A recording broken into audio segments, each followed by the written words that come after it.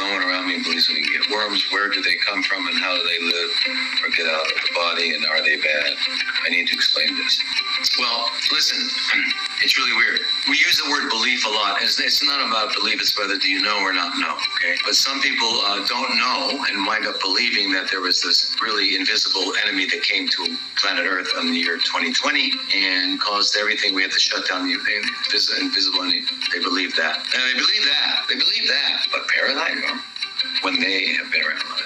We're going to get it. Well, half of their life cycle, the roundworms is in the soil. Eat a lot of ways. Tapeworm is a worm. How do you get that? No, usually eating uncooked flesh, like pig flesh, or other flesh, other beef tapeworms and stuff like that. But the other ones like strongyloides and there's many different ones. It depends on where you live in the world. But what's happened though? Here's what's happened. Since the world has changed over the last 150 years, and there's so much travel, we're finding parasites that were in the Michigan River or in Mississippi River that 100 years ago were only in like South America. And then plus people come here, and remember, but these roundworms have maybe one or two intermediate hosts, so they do all their stuff in us, and then they come out in the feces. Feces gets picked up by an intermediate like a snail and goes to a fish and comes back. So you get worms easily, and all you got to look up parasites, and you'll see there's different kinds. One is helminths, called worms. Other one's called protozoa. How do you get protozoa?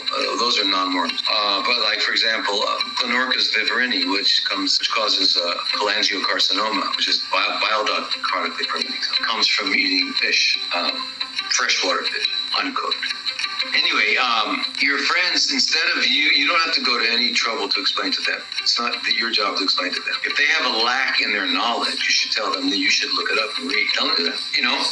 If somebody came to you and said they didn't know why you were doing something else, you don't have to prove it to them. But just say they're ubiquitous, they're everywhere. You've got them, I've got them. You don't know it, I know it. That's all. And if you want to know it, you go study it and you'll find out. And then you'll be happy to get rid of them because you won't like them. And we found out that they can all, pretty much most of them, can cause chronically fermenting cells.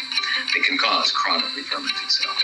Strongyloides goes in and causes chronically fermenting cells in the bladder, the whole urogenital, right? And then, Clonorchus causes cholangiocarcinoma. And then there are liver flukes, and then there are lung flukes, and then there are ones that go into the eye, and then like toxoplasmosis, which you can get from your litter box, cat litter box, can go to the brain and stuff like that. Parasites, microorganisms are ubiquitous everywhere.